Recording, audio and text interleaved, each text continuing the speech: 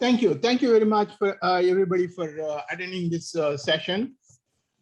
As Mark said, I'm working as a adjunct faculty in Golden Gate University and also Dominican University in California in Cupertino area. And so I have been working on IT problems for quite a while. I have a background from Bell Labs and so on. So anyway, I'm going to start this presentation. This is essentially a work that has been worked together with Mark Bergen and also Renard Didier and Giovanni Murana. And so there are 4 papers actually being presented in this conference.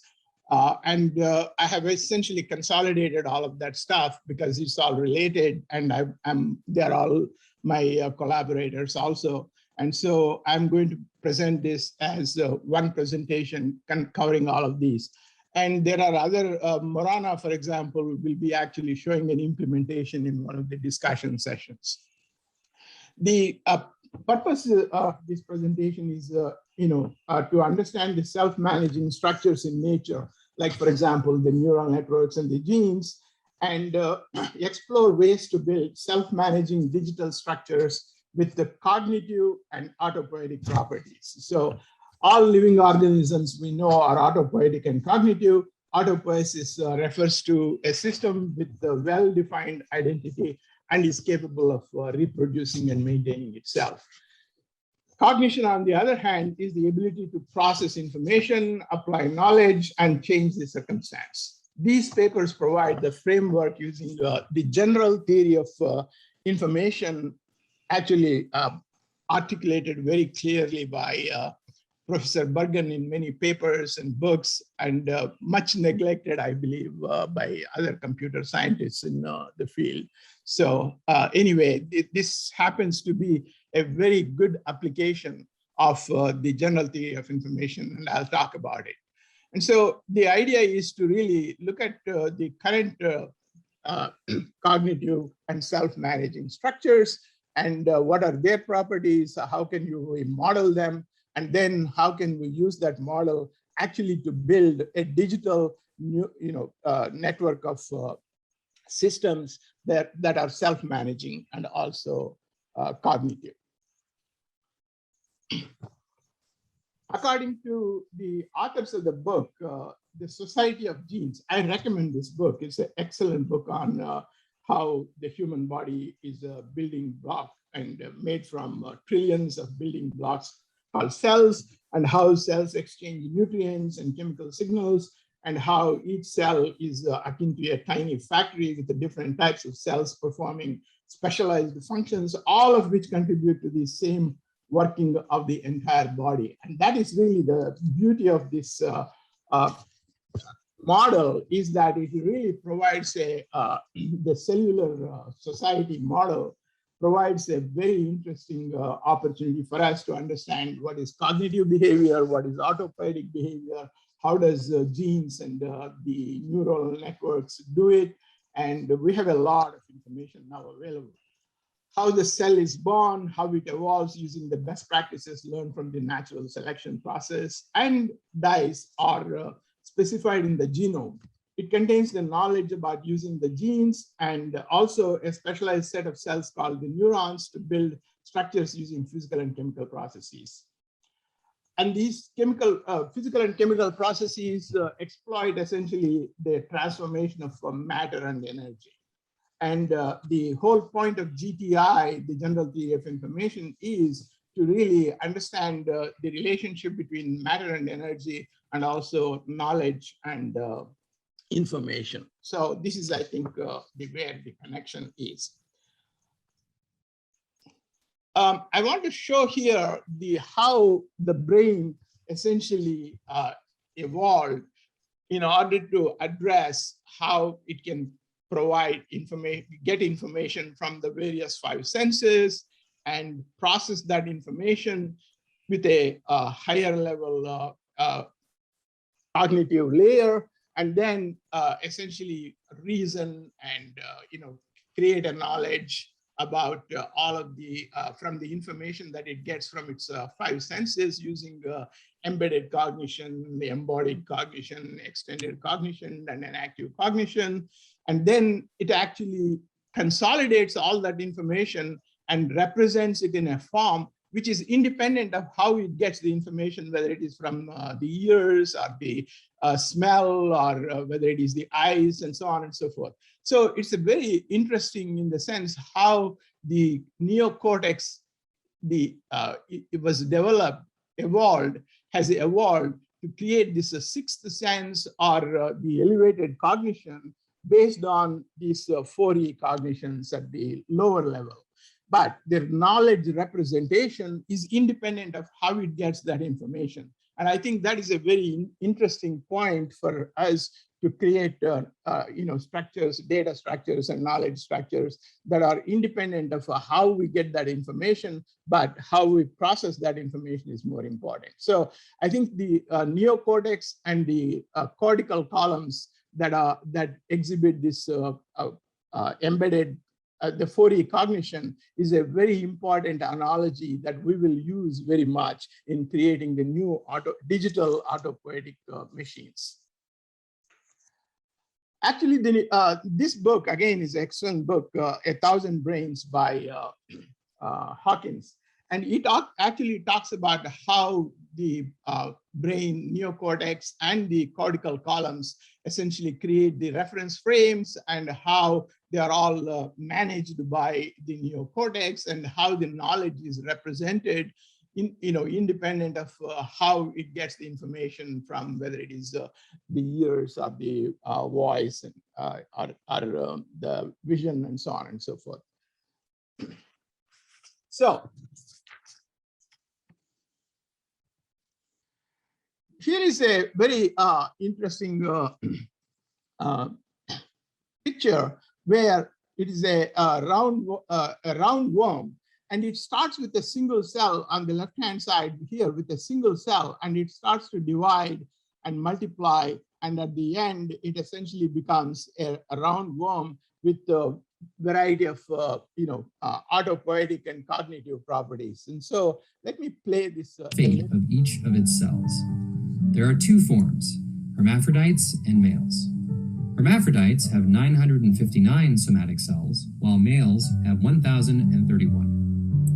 The organism's neural circuit, made up of only 302 neurons, is extremely primitive, especially when compared to the approximately 100 billion neurons and the 60 trillion connections between them, known as synapses, that make up the average human brain.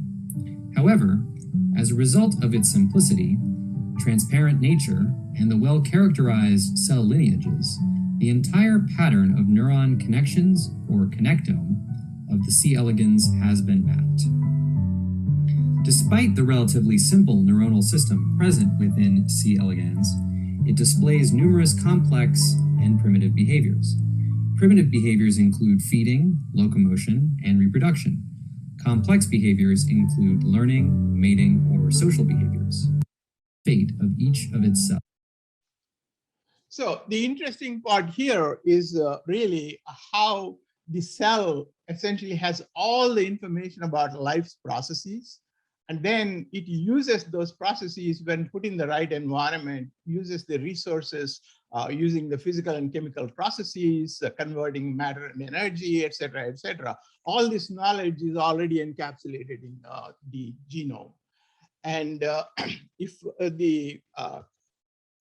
as Jeff Hawkins points out in his 1,000 Brains, cortical columns and the reference frames provide information processing and represent knowledge in the neural structures and the neurons that are wired together to create the knowledge network. The dozens of small rectangles in this picture here actually represent how information flows from one region to the other via the white matter. So as you can see in the bottom, you have touch and vision, and that information is brought in.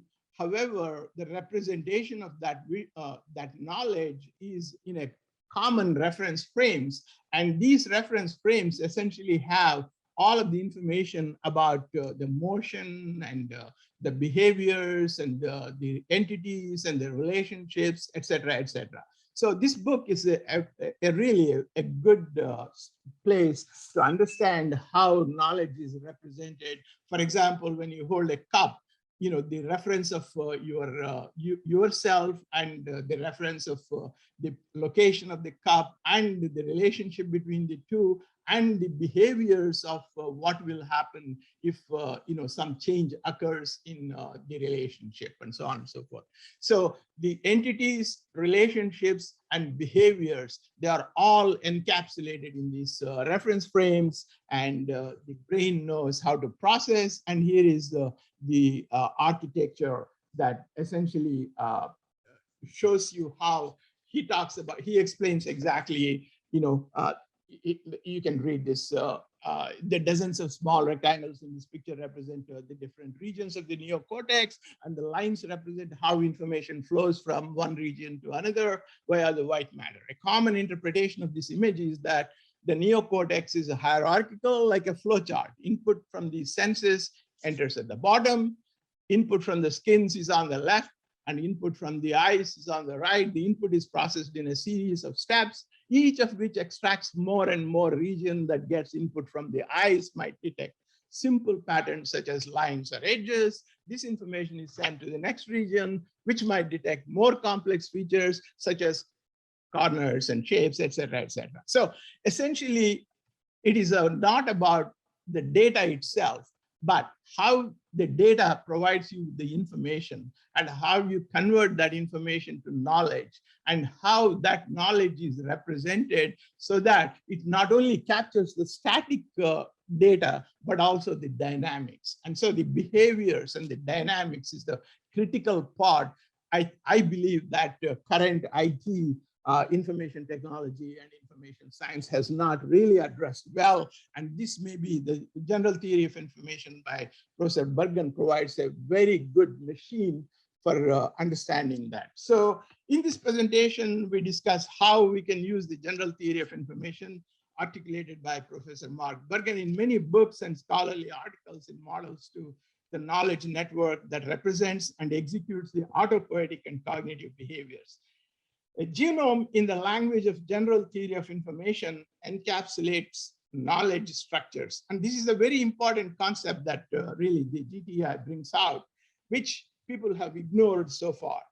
Coded in the form of DNA and executed with the structural machines in the form of genes and neurons, which the physical and chemical processes dealing with conversion of matter and energy. So in a sense, you can actually use the structural machines and the GTI to explain all of these complex behaviors and how the brain, the neocortex processes information, how the reptilian columns provide that information, et cetera, et cetera. So I think we have a very good opportunity here to understand, provide a model for understanding how the mind, brain, and body work, and also use that knowledge to create autopoietic machines with cognitive behaviors.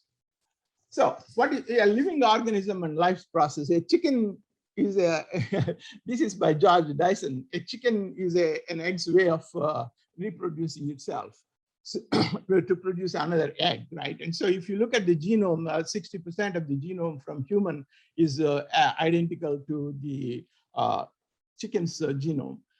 So a living organism is a unity, autonomous system with a purpose and a role, and all of this knowledge is already encoded at the beginning in the single cell that essentially has all the information about physics, chemistry, and how you want to process the world, information from the world, and how you create your own self, and so on and so forth, and how to maintain this homeostasis and stability, and so on and so forth.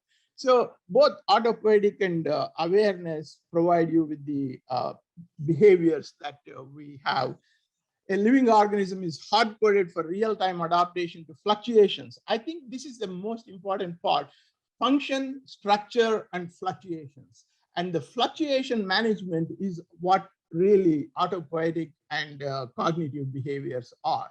And so if you don't address fluctuations, and if you don't address how to treat those fluctuations, then you don't have a real information science. Okay, so the living species are social organizations. It's a complex adaptive system. There are independent agents that are working with a self-interest and interacting with the environment and so on and so forth. So you can almost treat this as all living organisms are autopoietic and cognitive. Autopoiesis refers to the system with well-defined identity and is capable of reproducing and maintaining itself. And that's the important part. Cognition, on the other hand, of course, is to process information, apply knowledge, and change the circumstance. The genome contains the knowledge that is required to build the components using physical and chemical processes and physical resources. Information processing structures in the form of genes and neurons provide the means to build, operate, and manage the stability. That means it is actually looking at the function. It is producing the functions required, and then it is using the structures with these functions, and then it is monitoring the stability and address the fluctuations. So function, structure, and fluctuations, like Prigogine said, in the physical matter, it is exactly the same thing. I think we have to pay attention in information science. Okay, so the model of the genome from GTI, General Theory of Information, tells us that the information is represented, processed, and communicated using physical structures. And this is a very important point, because if you don't have a physical structure, there is no information processing. The physical universe, as we know it, is made up of physical structures that deal with matter and energy. As Mark Bergen points out, information is related to knowledge as energy is related to matter. And this duality is really very important part in understanding how we can essentially take this structural machines and the general theory of information, model how the brain works, and also create a new class of autopoietic machines. So a genome in the language of GTI encapsulates knowledge structures coded in the form of DNA and executed by the structural machines in the form of genes and gene network and a neural network. And this network of networks is a very important concept. All right, so the structural relationships exist between data, which are entities that are observed in the physical world and conceived in the mental world. Actually, before I go, just this picture actually shows, how the information is converted into knowledge, and the knowledge is processed and evolved. When the knowledge state changes, then new information comes, and that is what creates the insight. And then you use that insight in order to change the behavior, or address the fluctuations, maintain stability, and so on and so forth. So this is the process. So essentially, information processing structures deal with the evolution of these knowledge structures using an overlay of cognitive knowledge. I think the invention of neocortex by biological systems is really an overlay structure. It doesn't really reject any of the existing stuff. It repurposes the existing stuff and provides a common knowledge representation model. And then it essentially uses that common representation model of the knowledge, and then uses it to monitor, predict, and control the behavior and share knowledge across independent entities and so on and so forth. So it can then essentially use this knowledge to manage itself and also its environment. Okay, so this picture basically shows how the physical world and mental world, the concept of the structures, they are translated into the digital world using essentially the data, and from the data you essentially get knowledge, and the knowledge is essentially about entities, relationships, and behaviors. So the data structures do not have behaviors. They are just entities and relationships, whereas knowledge structures have behaviors incorporated into them. And this knowledge structure essentially now is processed by your digital neurons and digital genome. I call your plain old Turing machine a digital genome. digital gene, and your AI subsymbolic computation as your digital neuron. So the symbolic computing is your digital genes, and subsymbolic computing is your digital neurons.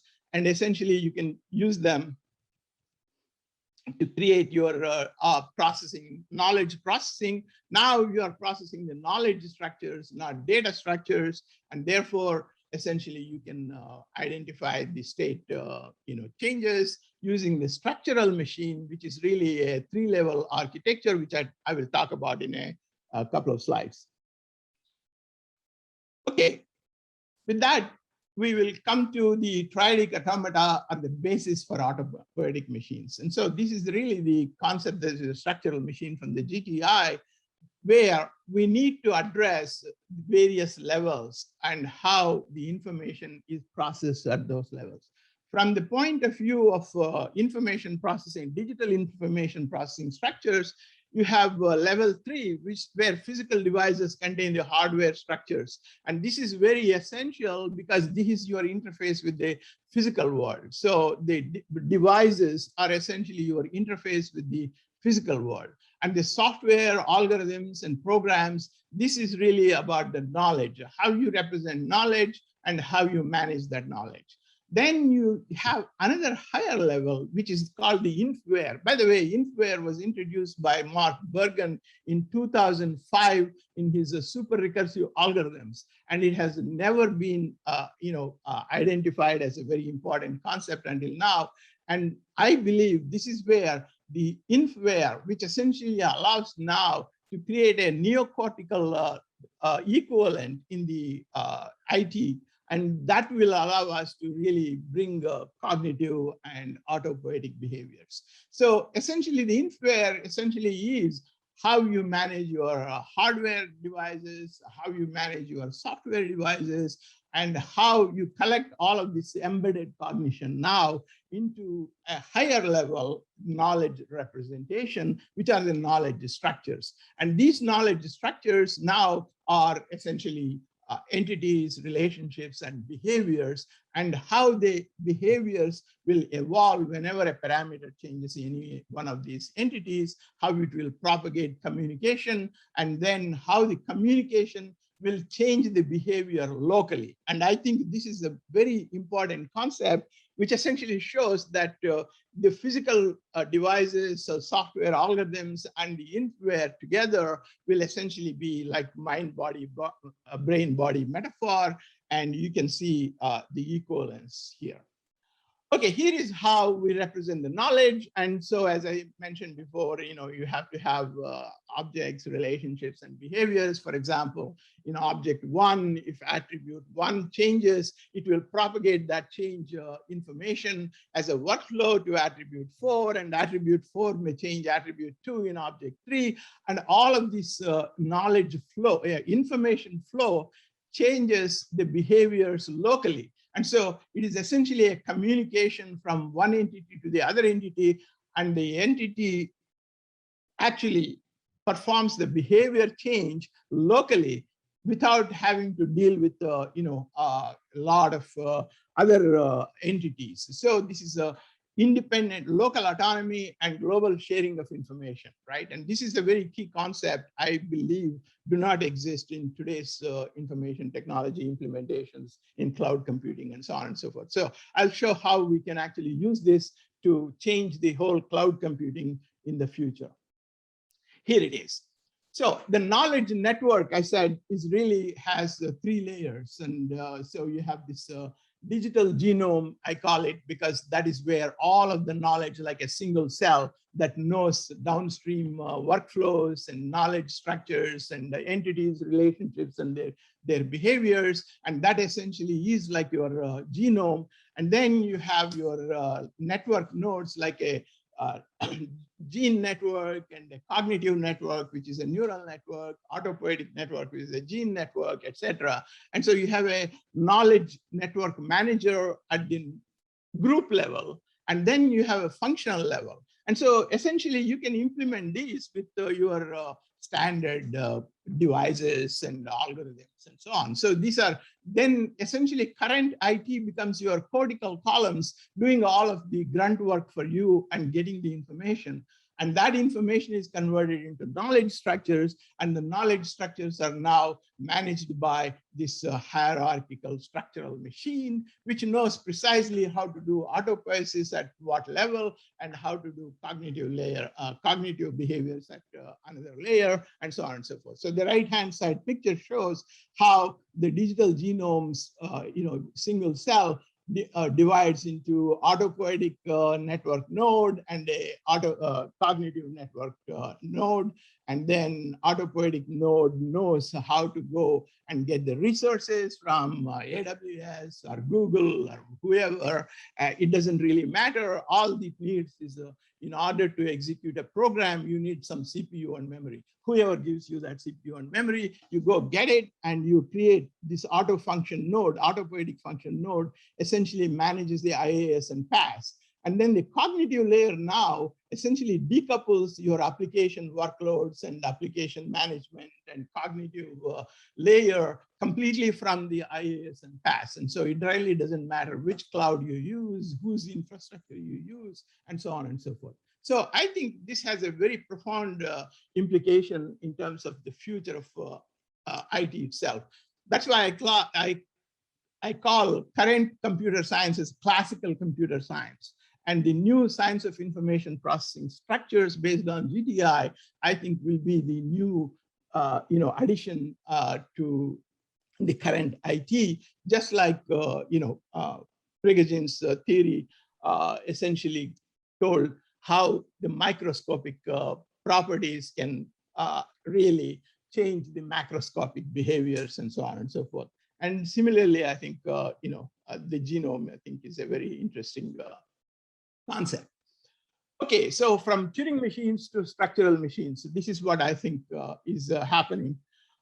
Here are some limitations in the current state of classical computer science, which I call classical. In a distributed system, individual components do not know how their behavior will impact others, or others impact their behavior to deal with fluctuations and resulting instabilities. And this is the biggest problem.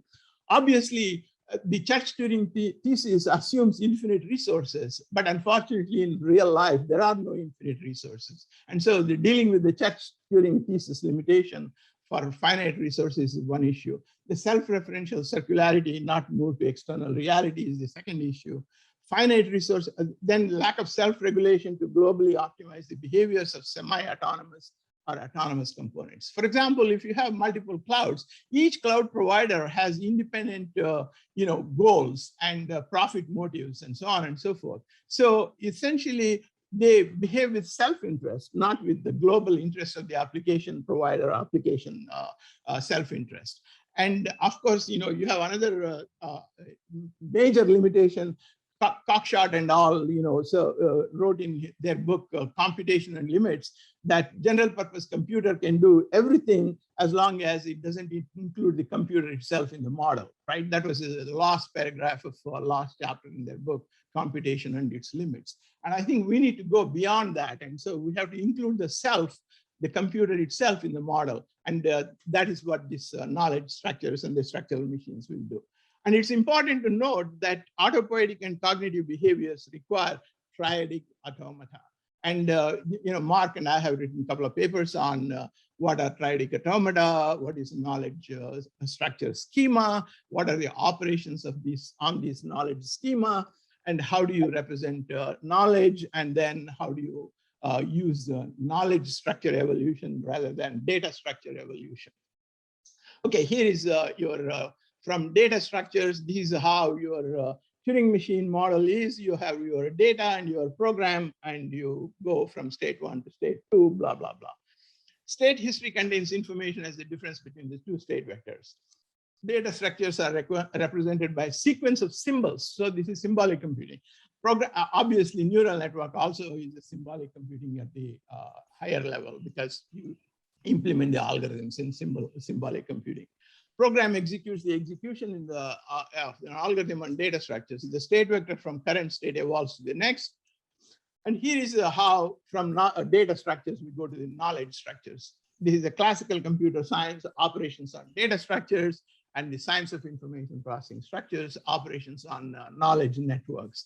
And all of the knowledge networks, essentially now you have cognitive knowledge network, autopoietic knowledge network, which knows how to manage the IAS and which knows how to manage the paths and how to manage the fluctuations and so on and so forth. And that allows you to do all the stability and so on and so forth. So operations are on, the interesting thing here is the operations in knowledge structures are on a graph. And it's a nodes and links. And all the nodes that are wired together will fire together to execute a particular behavior. And that is the key difference. Sorry to interfere, but we are close to the end of the Yeah, I'm almost done. Yes. I'm almost done. So this is your managing the function, structure, and fluctuations using the structural machines.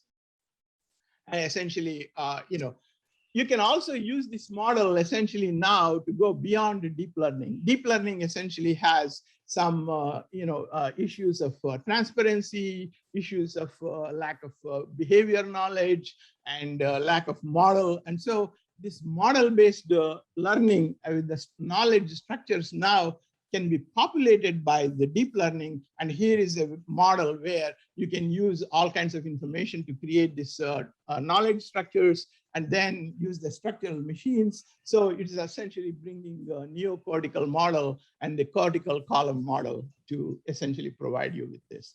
So here is the summary. Information unit is described by the existence or non-existence of an entity or an object. Information is related to knowledge, and data as the energy is related to matter, etc. So autopoiesis and cognition are possible through hierarchical information processing structures. So there is plenty of literature, and Mark is a prolific writer. He has written a lot of books and papers and so on. However, most of the computer scientists have not either understood what he wrote or they ignore it completely on purpose. I don't know what the reason is, but I'm very glad that I was able to learn. And this was a fascinating study for me. And having been a physicist by training, this is fascinating. Okay, so here are a lot of papers, books, and so on and so forth. All right, so I really want to acknowledge Professor Mark Bergen. Gordana has been extremely, helpful in understanding this deep stuff. And Giovanni is implementing some of this and creating the first autopoietic machine. And he probably will demonstrate some, implementation. Renard Didier is another, person who helped me a lot in understanding complex adaptive systems. By the way, my professor was Walter Kohn, who was a Nobel laureate in 1998. He had a lot of influence on my thinking about physics. And it turns out that the dynamics of knowledge structures is really very equivalent to the function, structure, and fluctuations in physics. So I see a lot of physics applied, physical theories applied here. Okay, so I think the rest of the time I'm going to leave it for discussion. If anybody has any questions, I'll be very glad. And also I'm available on LinkedIn, and so you can ask a lot of questions.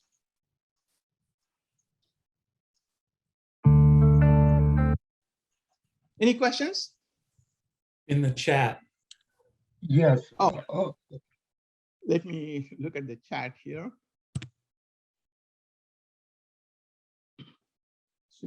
Symbolic condition of knowledge network structures. I asked you about the potential dialogue with the philosophy of symbolic forms of German philosopher Ernst Cassirer. It seems to me that there are interesting dialogues with his research. Have you established relationships?